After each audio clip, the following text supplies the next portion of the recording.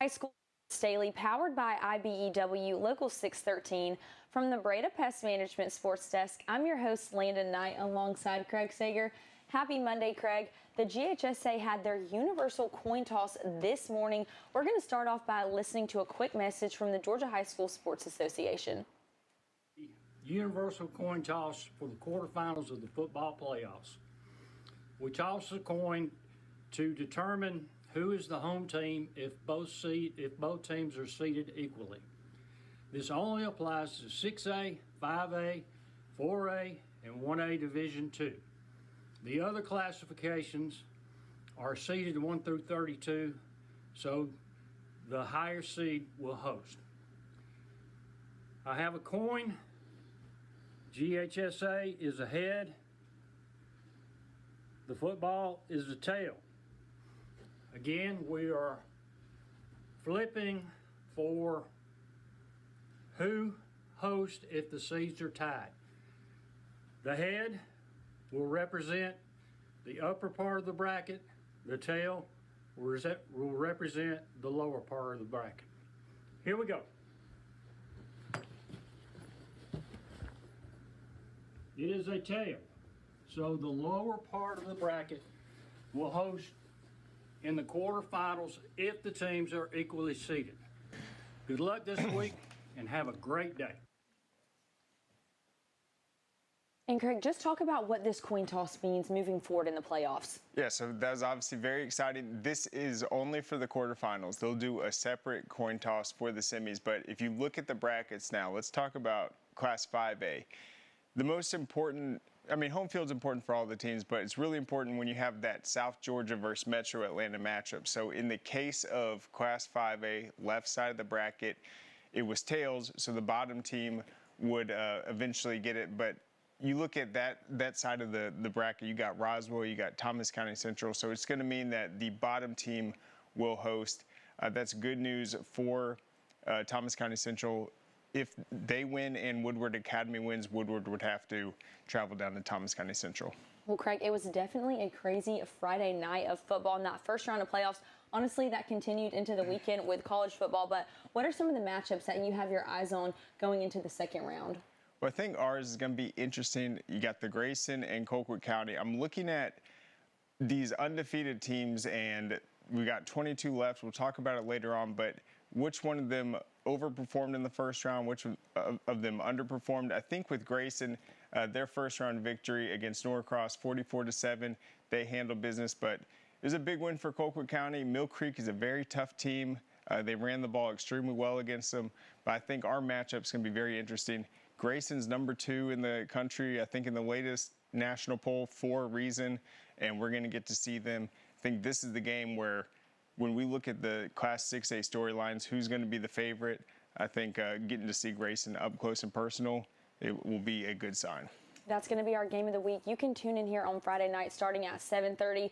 Stick around. We're going to have coverage of that game, and then after we're going to continue talking about some of those second round results. But Craig, you mentioned Grayson is one of the best teams in the country right now, but Colquitt is also competitive. What's going to be key in securing this win? So when I saw Grayson play, they played Newton, and that was a game where you look at the rivalry between Grayson and Newton. A lot of people figure Newton's the team that is going to be able to challenge them the most in the region. Last year, that game got pushed back to the final week of the regular season after all the delays. This year is right in the heart of the season. Grayson utterly steamrolled them. Well, how did they do it? One, Tyler Atkinson was healthy again, so he was back leading the defense. He set the tone. Newton might have had 1 or 2 first downs heading into like the third quarter. It was dominant. And then offensively, when you look at Deuce Smith stepping in, he's now had probably close to 10 games under his belt once Burgess went down. And so this offense is just moving at such a fast pace. And so when you have a defense that's super aggressive, they can put you in 3rd and longs and then take advantage of that field position by creating these 3 and outs. And then an offense that as soon as they get that stop, they're ready in 1, 2 plays to march down the field, add points. The pace of Grayson is going to be something that I know Colquitt's played teams like Valdosta. They run a high-tempo offense. They're certainly a prepared team, but after seeing all these weeks of games this season, I don't think anyone offensively is moving as fast as Grayson, and that's just going to be something that's going to be very tough for that Colquitt defense, just Grayson's ability to wear them down. Now let's take a look at our fast break headlines. Lee County has earned their 10th straight round victory with a 24-21 win at Sprayberry. Lee County scored back-to-back touchdowns late, turning that momentum in that game. Now they're going to face Langston Hughes next. And Craig, so we're going to get to see this Langston Hughes-Lee County matchup. We got to see Langston Hughes play earlier this season against Douglas County. I'm actually really excited about this matchup. How do you think this game's going to fare out? Yeah, this feels like a semifinal championship matchup. Lee County and Hughes, come on, it's huge. But you look at how Lee County won this game against Sprayberry. I was very impressed with how they started the game. I mean, their opening offensive possession, they had so much confidence. They marched right down the field, punched it in, and really never trailed in this game. Now, Sprayberry had continuous answers. They made it very close. It was a two-score game. That kind of happened at the end. But Lee County was just able to stay in control offensively, play with a lot of confidence, and then run the ball very well. And then defensively, all over the place, very physical. And as Max was pointing out, that's their 10th straight first-round victory. So that's just so hard when you look at just the amount of talent that's come through Lee County, how they've had to replace starters, the quarterback position, Weston Bryant last year, the player of the year, Osmani Chroma, for them to still come out and handle business against a really great Sprayberry team. I think that's a huge boost of confidence as a number 3 seed now moving on playing a team like Hughes. Now let's take a look at headline 2. 2 undefeated teams go down in the first round of the GHSA football state playoffs, and those 2 teams that lost in the first round were McEachern and Lamar. Craig, we got to watch the end of this McEachern-Walton game. Just talk about your overall thoughts on this game. Yeah, so both these upsets were, first of all, upsets, but huge. You look at Lamar County real quick. I believe that was the number 31 seed in Class A Division I, beating the number 2 seed. That's unheard of. I'm sure Todd Holcomb has the stats on that, but I'm sure that has not happened. I think they were a 28-point favorite. Same with McEachern. They were a 28-point favorite. And when McEachern opened the season against Walton, it was a 50-17 victory. And that wasn't a game where you would say, oh, it's closer than the score looked. No, they utterly dominated. They rushed for, I think, 460 yards in that game.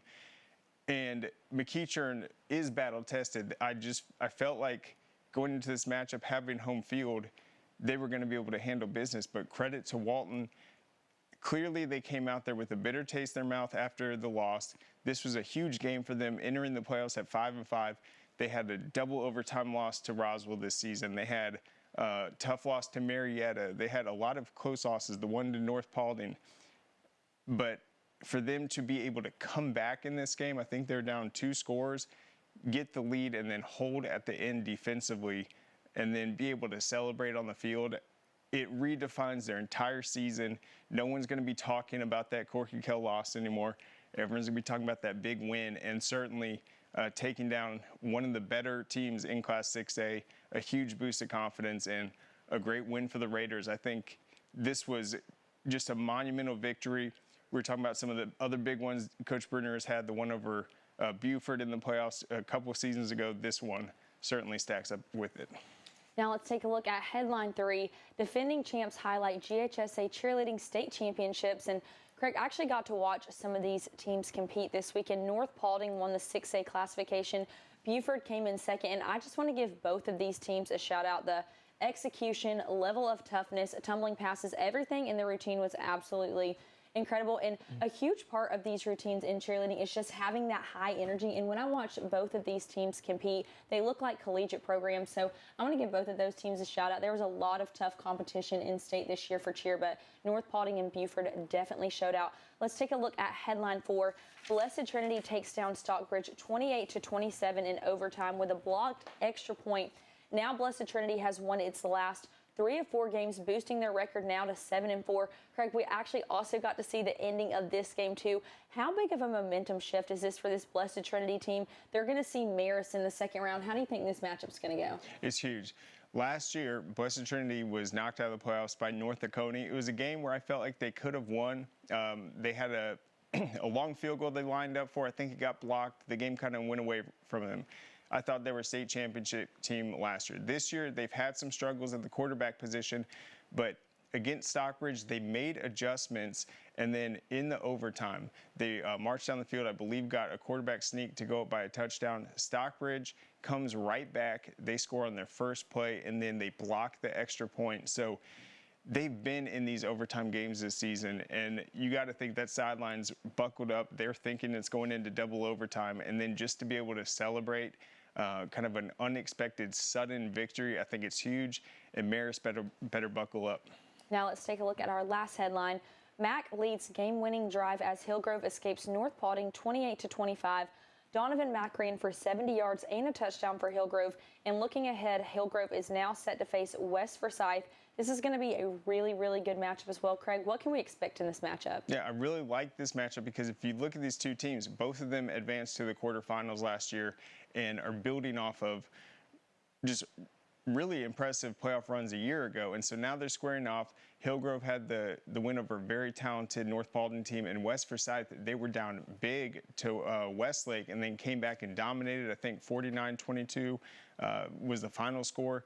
They came back, poured on the unanswered points. So I feel like the way West Forsyth closed out that game, that's the confidence that is going to show them we have a chance to make another big run this year. It's going to be one of the better matchups in 6A for sure. We're going to be right back after this short break to recap that Lee County versus Sprayberry game. Don't go anywhere. Nobody wants to hear the word roaches because who wants to admit they have roaches? I actually found some weird roaches. I didn't know what they were. I decided to choose Breda. I reached out to them. They check in routinely. They're explaining what they're doing. So there's a lot of clarity in the process as well. I think that just speaks to the level of safety that I feel with the organization. The facts are, roaches are everywhere in our environment. So what are you doing to keep them out of your home? Breda, Breda, no need to be afraid of bugs.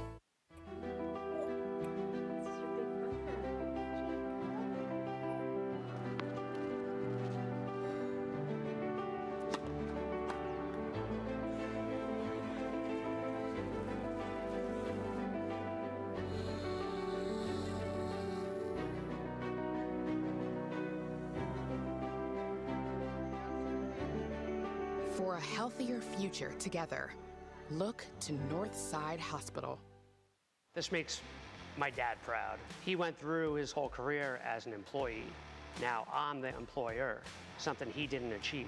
We are signatory to IBEW and do IBEW people wherever we go that we feel like they are faster and better than any of our competition. The advantages of being a signatory contractor is you're trained employees. You have unlimited manpower. It allows me to bid on jobs that I ordinarily would not go after. Man, you know how to do this? Man, I don't even know. I was flipping burgers last week. Violation, unsportsmanlike conduct, impersonating a craftsman. Skilled trade unions are well-trained career pros, not part-timers. Construction is a rewarding and lucrative career with the advancement potential, but you have to do it the right way with the right training. Learn how you can be a pro. Find your career at GeorgiaConstructionCareers.com. You may know Tidal Wave Auto Spa as the world's greatest car wash, but did you know Tidal Wave also has the easiest fundraiser? So easy, our mascots think they can do anything, like making the big play on the big stage. Okay, maybe just a dream, but it is a super easy fundraiser. Just sell wash tickets and watch the money come in. If your team, school, church, or group needs funds, go to TidalWaveAutospa.com and get started today. Georgia's Rome is the place to be this holiday season. Visit our vibrant downtown. Enjoy live concerts. Go ice skating. Shop holiday markets.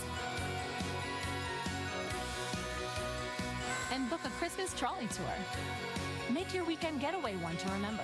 Plan your fun now at roamgeorgia.org. Georgia High School Sports Daily is brought to you by the International Brotherhood of Electrical Workers, Local 613. Electrify your career. And by Breda Pest Management. They handle bugs and critters.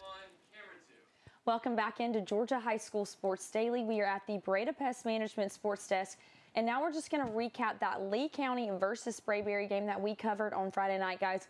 What we saw from Lee County, they had a very explosive start on offense. They really set the tone offensively early. Just talk about what you saw from their run game. Yeah, well, we saw it right away. They ended up, I think, rushing for about 314 yards in this game.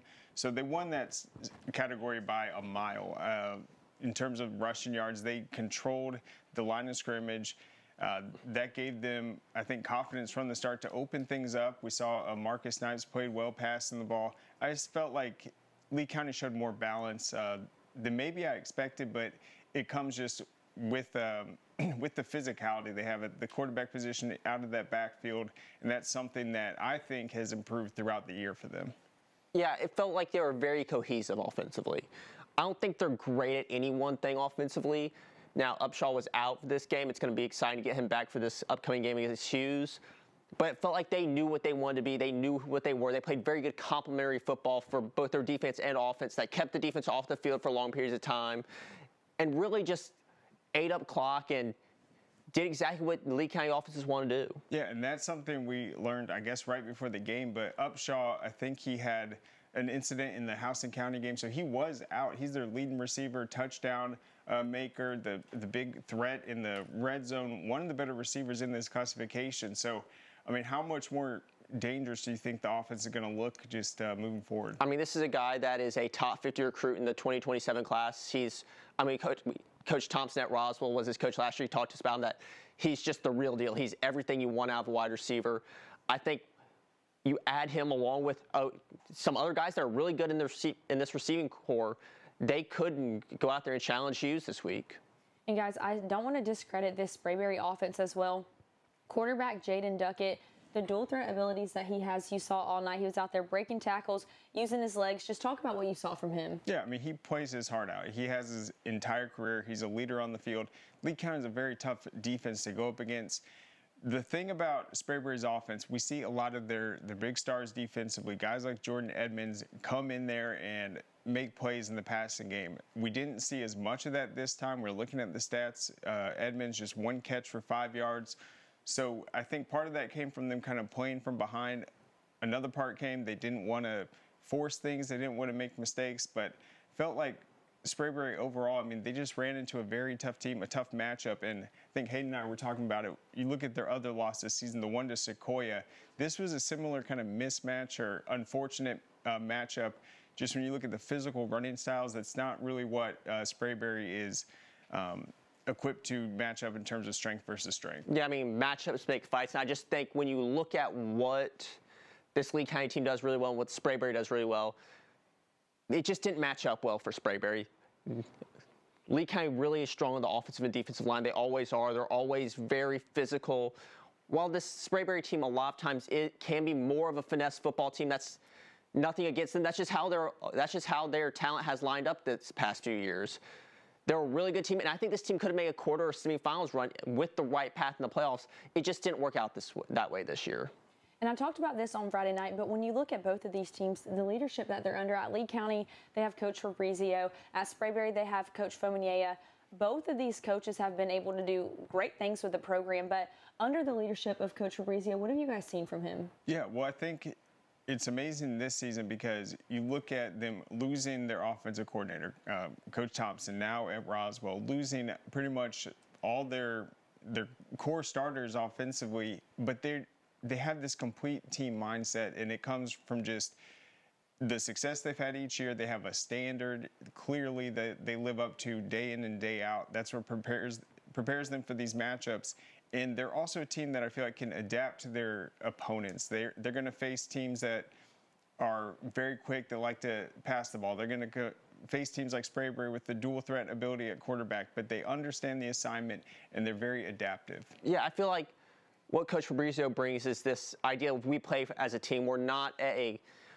There's not one guy that's important to this team. Everyone's just as important as one another, which has led them to 17 years of success under Coach Fabrizio. This is not a program that's traditionally great. Before he got there, this was not a very good program. And since then, they've won 2 state titles. They've played another. They're at the top of this classification year in and year out. I think it's that mindset of, hey, those guys are gone. They lost 2 4-star guys at quarterback and running back last year, and they just replaced them because that's what we do at Lee County. And Craig, you mentioned this team being a complete team, but this was actually a home game for Sprayberry, meaning that Lee County had to go on the road, take this long road trip, and they were able to go to Sprayberry Stadium and do this. How difficult is it in the first round of playoffs to have a far road game like this? Yeah, it's really difficult. They were also coming off that bye, so we mentioned Upshaw's out too, so they had some time knowing that he was going to be out to maybe adjust some of the game plan. No new guys were going to have to step up, but they're going to have to go on the road pretty much the entire playoffs unless something happens with a 3 versus a 3. So this is a big way to just have that boost of confidence and just realize, hey, we came out of one of the toughest regions. It is what it is, but we have this opportunity ahead of us getting that first round win over a great Sprayberry team, a number 2 seed, but a team that only lost 1 game this season. It was a big confidence boost. Yeah, I think when you look at Lee County going on the road, now they've done it. Now they've proven they can do it. They've proven to themselves they can do it. They've proven to the world they can do it. So now you can't take them lightly. They're going to go on the road. They're going to come back up to the Atlanta area to play Hughes this week. I think they have a good shot winning that game. I think Hughes will be the favorite. I think Hughes should be the favorite. But that doesn't mean that Lee County can't go in there and win. I think that they have a really good shot to do so. And then 2 of the impact players that you're going to want to keep your eyes on for Lee County, that's Lasiah Jackson and Gregory Batson. Guys, just talk about what both of these players bring to this program. Yeah, defensively, they were rock solid. They gave them so much confidence where we saw Lee County. The question was, with Jordan Edmonds, with Kobe Lewis, these guys with exceptional speed, the ability to go up and catch those 50-50 balls. It's tough if you want to play man coverage because they're going to make you pay. But I felt like they were solid enough in the linebacker core. They were able to stop the run, be physical, and then disrupt that time. And they looked very comfortable out there defensively. And that's a good sign because when they play this Hughes team, Darnell Kelly's not really considered a dual threat guy. He's more of a pocket passer. It's going to be tough to match him up, but certainly playing a team like Sprayberry with some of those weapons, that's a good team to just kind of build off that, look at some of the things that maybe they missed in film, and then prepare for this next opponent. Yeah, I think when you look at what Lasiah Jackson especially is able to do, he's able to really shut down Jordan Edmonds. He was the guy that was mainly covering him, 1 catch, 5 yards. I mean, when you looked at them side by side, I think Lasiah Jackson may have even been a little bigger than Jordan Edmonds, and Jordan Edmonds is a 6'3" cornerback. It was just a masterclass on the defensive side of the ball to shut down that high-powered offense, that high-powered passing attack. They gave up a little bit on the ground, but I think overall, Batson was in the backfield a lot. They did an amazing job just limiting what they could do offensively. And then, guys, we talked about Coach Fabrizio, but I also want to give a shout-out to Coach Fominyeya as well. This is actually his first year with this team. He came from a school in Florida, experienced a lot of success there. Just talk about what you've seen him do with this program and kind of how you expect this team to grow in the future. It's been exceptional. I think what's going to be interesting next year with him, they're going to look a lot different, I think, offensively, but we're going to really see what his vision is for this team and this offense as they have to replace a lot of these guys. But it might be a 2-year, 3-year window type deal, but I think they're going to look a little bit different. Again, congratulations to Lee County on that big first win in the first round of the playoffs. We're going to be right back after this short break with more Georgia High School Sports Daily. Don't go anywhere. Welcome back into Georgia High School Sports Daily. We are at the Breda Pest Management Sports Desk. Now we're going to take a look at some of the big results from the first round of playoffs on Friday night. Craig, we're going to start with your list. West Forsyth over Westlake, 49-28. Just talk about this game and what you've seen from these 2 teams this season. Yeah, so I was very impressed with West Forsyth in this game, particularly the second half. Westlake, great team, tons of talent. They came out, they had an early lead on them, but you started to see West Forsyth pick it back up, get back in the game. They ended up running away with it 49-28. And if you look at the stats from this game, they rushed for 326 yards as a team. And then Andrew Davis, he's a guy that was a star linebacker for them last year. They needed to fill the primary running back position. He stepped into it this year. He's been outstanding. This is one of his big performances. 4 touchdowns, 163 yards, but only off 17 carries. So a very efficient day running the football. That's something West Forsyth does incredibly well. They almost upset Douglas County last year with this same formula. So you're starting to see a team that made a great run last year have that big result in the playoffs. And people that have been kind of wondering, does West Forsyth have that same magic last year? I think they proved it in the first round. So now this West Forsyth team is actually going to see Hillgrove in the second round. Let's talk about how this matchup might play out. Yeah, well, that's a team that runs the ball extremely well. I feel like it's going to be one without a doubt in the line of scrimmage. I think if West Forsyth can rely on that depth at linebacker, force Hillgrove to maybe pass the ball a little more, they have a chance. It's going to be very tough. I think Hillgrove's a tougher matchup for them than Westlake, but certainly a big result if they can replicate what they did in the second half.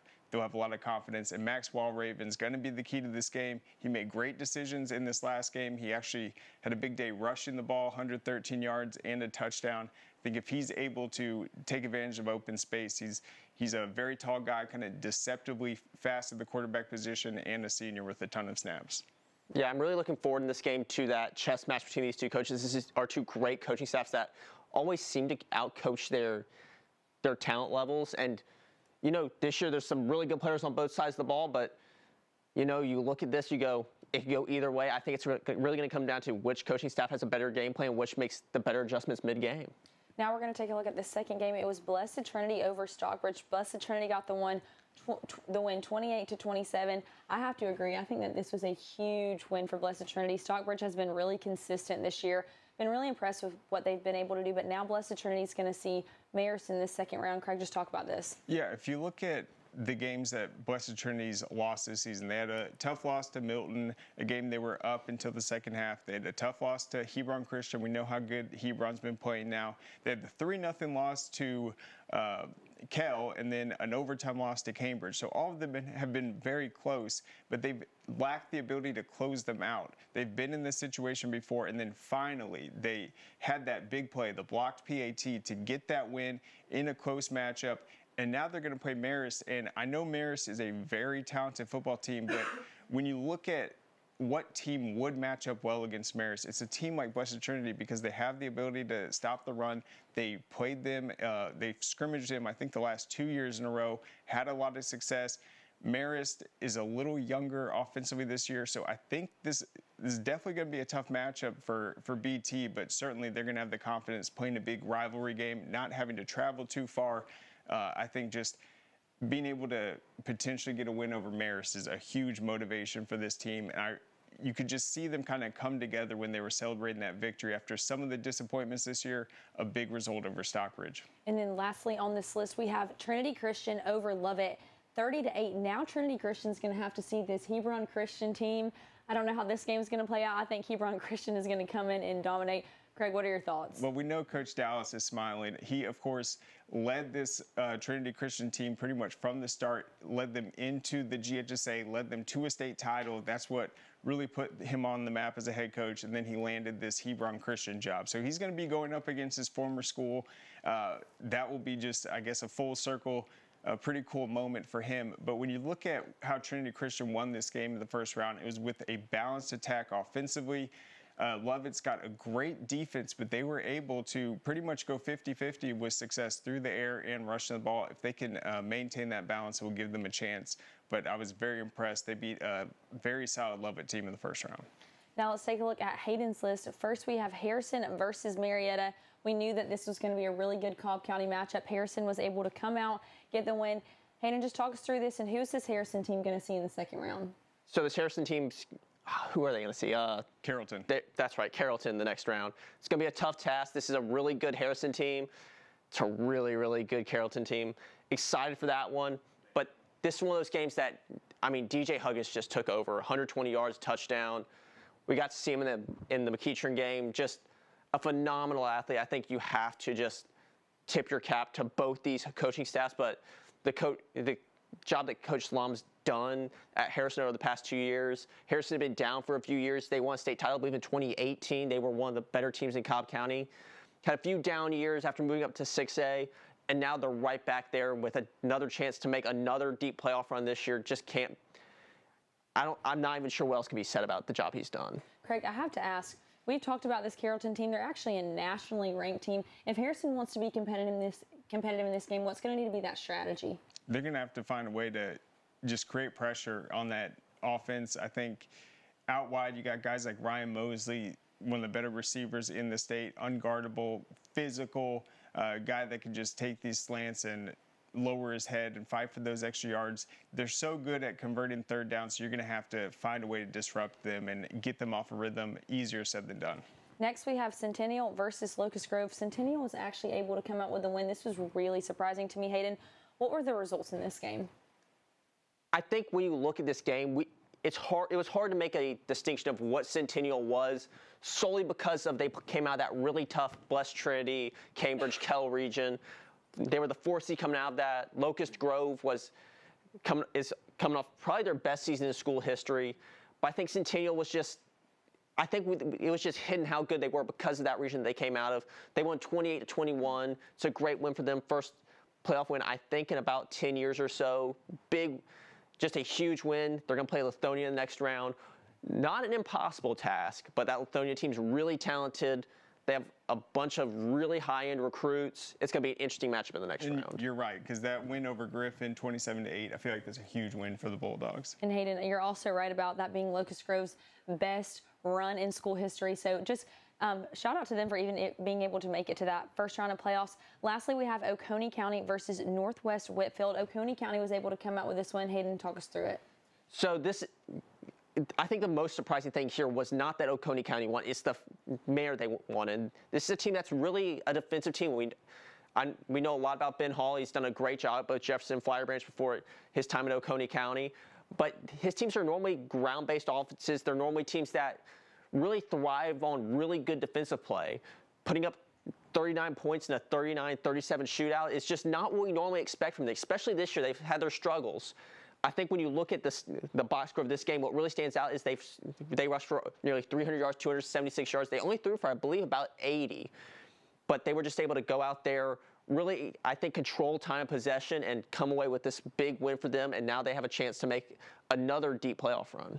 Speaking of big wins, that McEachern and Walton game on Friday night was a huge, huge victory for Walton. We're going to have the opportunity after this break to hear from their head coach, Daniel Brunner, an interview you don't want to miss. Don't go anywhere. We'll be right back after this short break.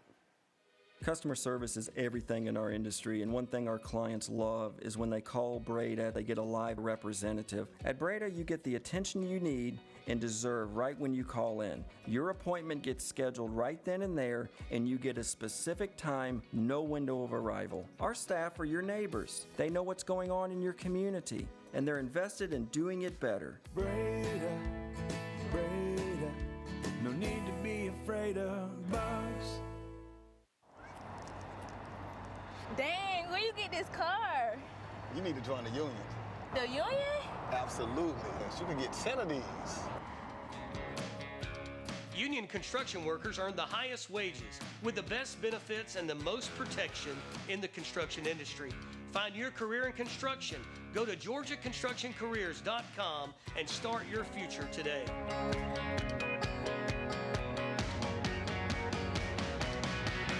A journeyman with Local 85, when you turn out, you can be hitting 6 figures. Hey, I have your back, you have my back. We're gonna do this together. We're one for all for one.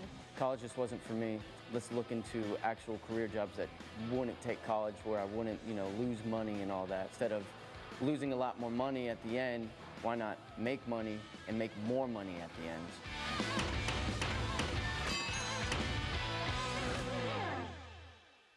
You may know Tidal Wave Auto Spa as the world's greatest car wash, but did you know Tidal Wave also has the easiest fundraiser? So easy, our mascots think they can do anything, like making the big play on the big stage.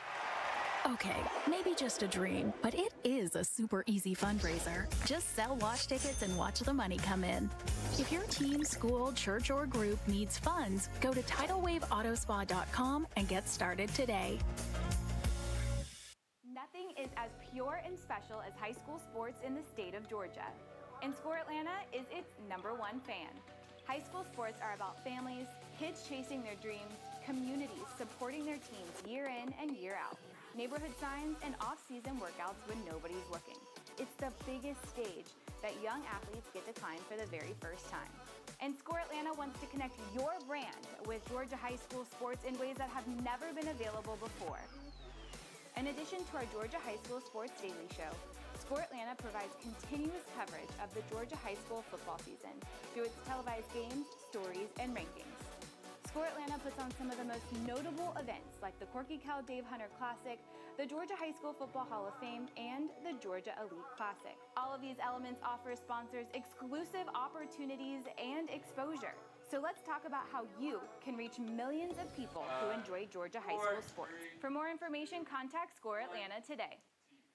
Welcome back into Georgia High School Sports Daily. We are at the Breda Pest Management Sports Desk, and now we're going to welcome Walton football head coach Daniel Brunner. Coach Brunner, thank you so much for joining us today.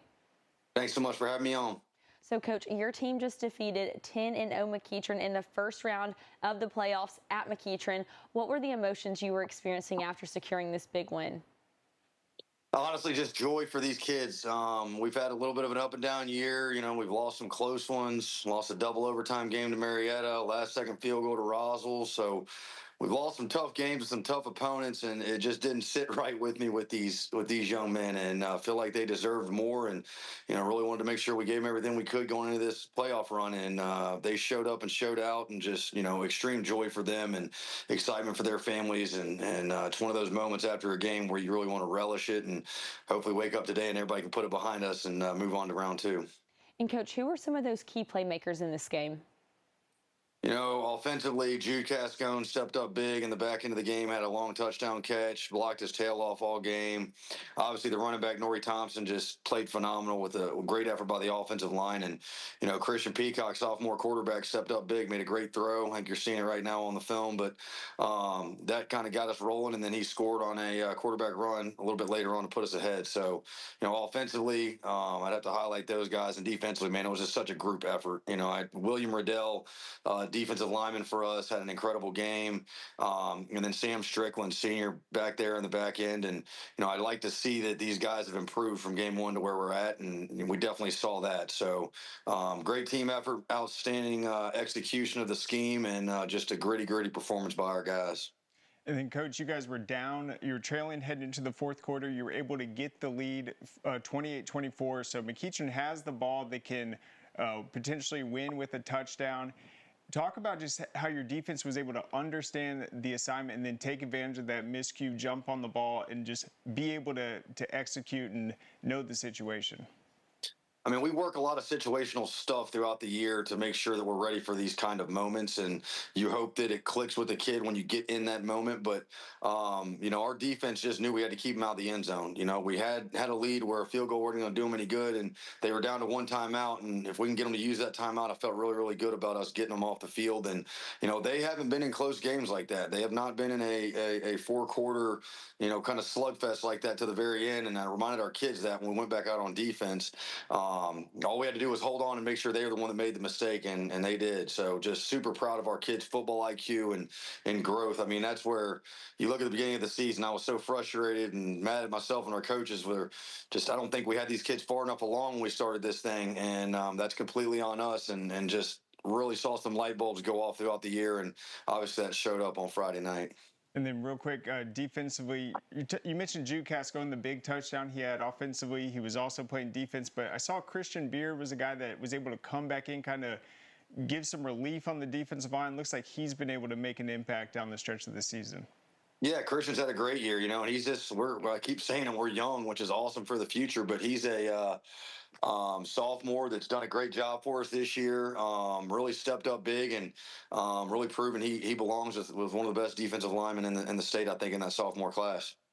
Coach, I wanted to ask you about y'all's game plan going into this, about when it came to stopping the run. This is a team that gave up or was rushing for over 250 yards a game. Y'all held them only 77. What was y'all's game plan just going in? Stop the run.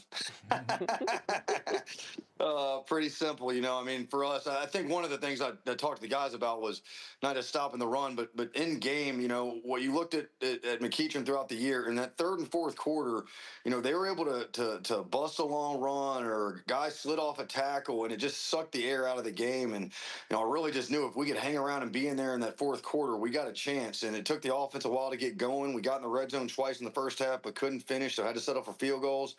So it really just felt like a matter of time if we could just hang in there and they're like a sledgehammer, man. They're coming at you and they're just pounding away at you. And our boys just never flinched the whole daggone night. So, we tried to mix the front up, mix the box up, did a lot of good things, I think, from a schematic standpoint. But at the end of the day, scheme's overrated. It's about them players and how they execute in a lot of ways. So just super, super proud of our boys.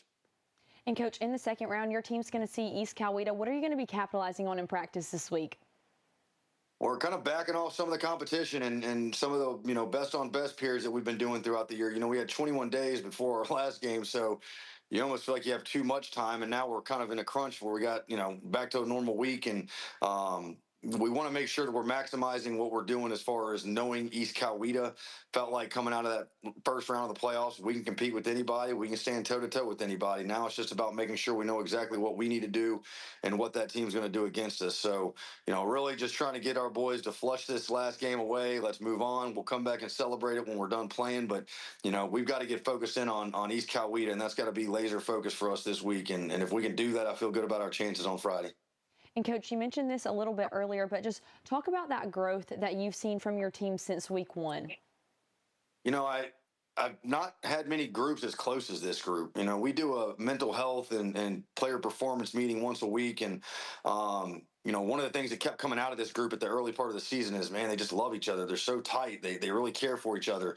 And so they just have stuck with it the whole year. They've never questioned. They've never doubted, and I just knew it was going to take some time. You got a sophomore quarterback, your leading receiver is a freshman, you're playing with first year starters that are seniors. They just don't have many reps under their belts, so I think the close-knit vibe that this group has built throughout the offseason really held this thing together and helped us continue to grow, because they could have very easily jumped ship. They could have very easily listened to all the noise from people in the crowd, community, parents, whatever you want to say, but they've stuck together, man, and they've just taken step by step, game by game together and gotten better throughout this season, and it's been really, really amazing to watch. I don't, again, know that I've seen, you got our 23 years, a really good year for us, but the amount of growth we had in that year, we were kind of really good at the beginning and really good at the end. This group, you see us kind of get better week by week, and that's when it's really, really rewarding. Coach, I wanted to ask about the resilience of this team in that McEachern game. Y'all went to the fourth quarter down, and both sides of the ball with their back against the wall with the season on the line just played lights out, 15 points, giving up 0 points. Just talk to me about that. Yeah, I mean, it's the defining moments in games that you got to win, and we did not win those moments early in the season. And we discuss these things. We talk openly with our kids about what are those moments in game that we got to make sure we capture and win. And we missed on those early in the season, and we damn sure hit them on Friday night, whether that was converting on a third or fourth down or getting them off the field on a short down and distance.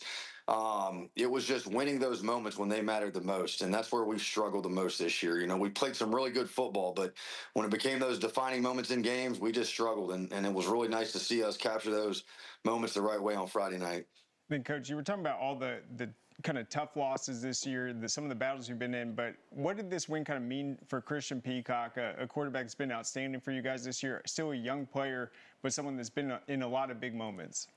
Yeah, I mean, this is his first year starting, and he's a sophomore. It's baptism by the fire, and I think what's going to really pay dividends is next year and the year after for him. But right now, I think for his confidence level, it should be through the gosh darn roof. And he's got all the arm talent in the world, and obviously the crazy athleticism. I think he's just got to continue to get more consistent with his game, and he's going to be one of the best quarterbacks in the state of Georgia. And then, how pleased have you been with Daniel Strickland, your kicker, made a pair of field goals in this matchup? Yeah, I mean, absolutely. He had some struggles early in the year, and we got a really good young freshman that got some time, and Strickland never flinched. He just kept plugging away, and kind of had an honest conversation with him. We got to do our job and do it effectively if we want to stay on the field. And he answered the call on Friday night. Banged in 2 field goals, did a great job on the kickoffs, and really talking to John down at East Coweta, he doesn't know where we're kicking the ball on kickoff because Strickland's very talented with putting it all over the field, and then he ended up having 2 touchbacks on Friday night. So just absolutely outstanding effort from that young man. Again, that was Walton football head coach Daniel Brunner. Coach Brunner, thank you so much for joining us today, and congratulations on that huge win. Thanks so much, guys. Go Raiders. We'll be right back after this short break with more Georgia High School Sports Daily. Welcome back into Georgia High School Sports Daily. We are at the Breda Pest Management Sports Desk. Guys, now we're going to take a look at some of these undefeated teams, how they did on Friday night. Let's start with this 6A classification. You have Carrollton. They defeated North Forsyth, Grayson defeated Norcross, and Buford defeated Richmond Hill. Carrollton's now going to see Harrison. Grayson will see Colquitt County, and Buford will see Newton. Guys, just talk about some of these matchups and maybe some of these teams that potentially overperformed. Yeah, well, of course, McEachern was the other undefeated team. We just talked to Coach Brunner. They went down. So the 3 remaining undefeated teams in Class 6A, you've got Grayson and Carrollton on a potential collision course in the quarterfinals that they both win this week. But I think out of all these results, the Buford one might be the most impressive to me. Shutting out Richmond Hill 45-0 is a very talented Richmond Hill team, senior-led team that came out one of the tougher regions. I think this is a huge statement for Buford's defense getting that shutout. Yeah, I completely agree. Richmond Hill is a good football team. This is a team that competed in Region 1. They knocked out Camden County, who would have had a home playoff game with the PSR rankings. So being able to shut them out like that is really impressive. Now we're going to look at our 5A classification. Thomas County Central was able to defeat Woodstock. Now they're going to see Villa Rica in the second round. Hughes defeated East Paulding. They're going to have that Lee County team that we saw on Friday night. Guys, talk about these potential matchups. Yeah, it's just the ability of Thomas County Central to have results like this, putting up 70 points, 60 points in these matchups. They're just so fast. They're so technical. They're so good at what they've been doing.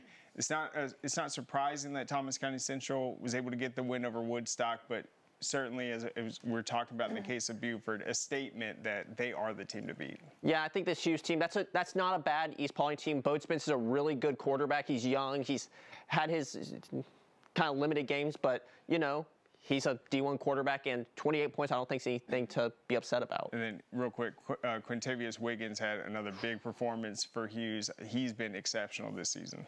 Now let's take a look at our 4A classification. Here, Central Carroll defeated Tucker 33-21. Creekside defeated Walton 70-7, and Cartersville defeated Jackson Atlanta 53-0. Now Central Carroll will see Cambridge. Creekside will see Ware County, and Cartersville is going to see Warner Robins. Guys, first, I just have to ask in this 4A classification, this Creekside team is going to face Ware County. Ware County saw Flowery Branch in the first round. Guys, just talk about how this matchup is going to play out. Yeah, well, I knew Creekside was going to be able to put up points on Dalton, but Dalton's has a very explosive offense. I thought this might be maybe a 50-20 game. They held Dalton to 7 points. This Creekside team, their defense, they're relentless. They look still like the team to beat for me. As for the rest, I feel like Central Carroll, that game was a little closer than I expected, but Tucker's a very talented team that when they're playing their best, they can compete with anyone. I think the North Oconee win was also a positive sign. This is a very talented Perry team, and then Cartersville continues just look impressive, them shutting out Jackson. Yeah, I think that Perry win, you sit there and go, well, it's a 4 seed, but that's the toughest region in the state or in this classification. That's a team that came fourth, but was really close in a lot of those big games. And the other 3 teams all won their matchups in that region. Now let's take a look at this 3A classification. Here you're going to see Sandy Creek will face Monroe area, West Lawrence will face Oconee County, and North Hall will face LaGrange. Yeah, well, LaGrange was the team that played on Saturday. They ended up beating North Clayton 48-27. I think that North Hall-LaGrange matchup is going to be massive.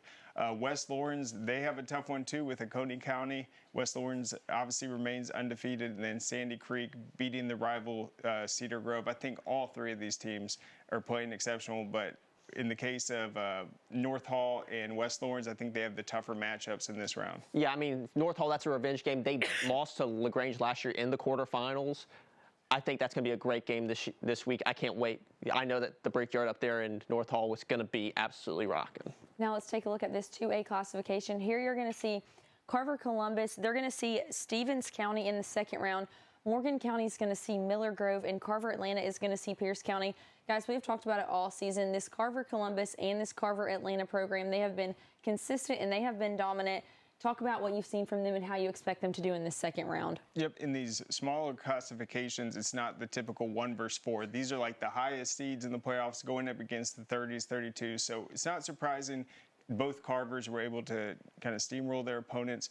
Morgan County had a tactical, methodical win, just handle business, cruise past Westside Macon. They're going to play Miller Grove next. I think that's a winnable matchup for them, but I still think, these 3 teams look like they're in the upper tier of this classification. I completely agree. However, that Carver-Pierce County game, Pierce County, I think, still underrated. This is a team that played really well, but I think that that's going to be the biggest of these 3 matchups. Now let's look at Class A Division I. Worth County defeated McNair and Heard County defeated East Lawrence.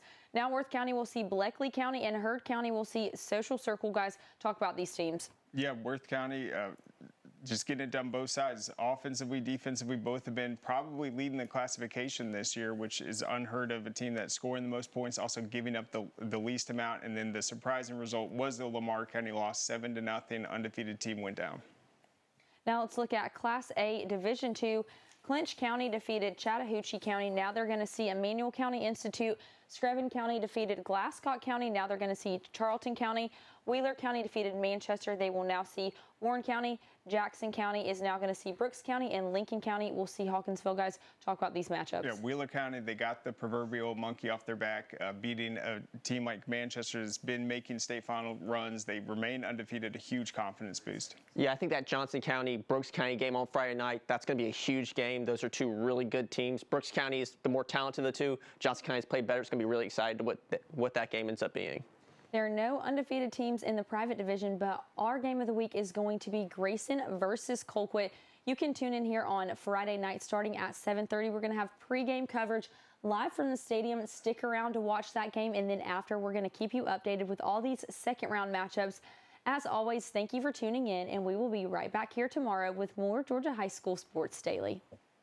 We saw some squirrels were trying to get into the attic. I hear those squirrels still scampering through because I didn't go through those services initially. Our job is to go up there and figure out where they're getting in and trap and remove and get those unwanted guests out. But then the next big step is not just seal the entry point where the critter got in, but seal the entire roof line. The most common mistake is only sealing the entry point you see. Breda, Breda, no need to be afraid of bugs.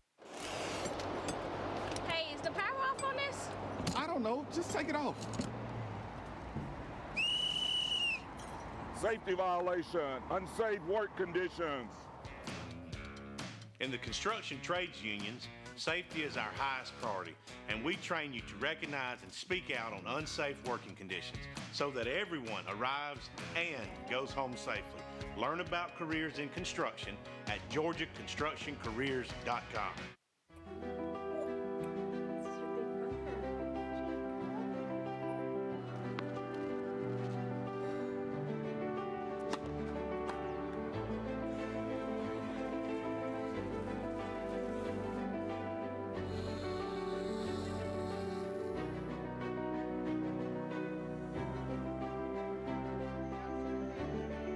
For a healthier future together, look to Northside Hospital.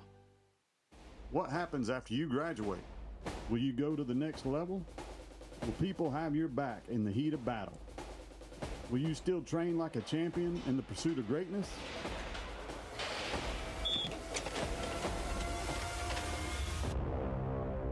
You will when you become an IBEW electrical worker. Join our team. Visit IBEW613.org.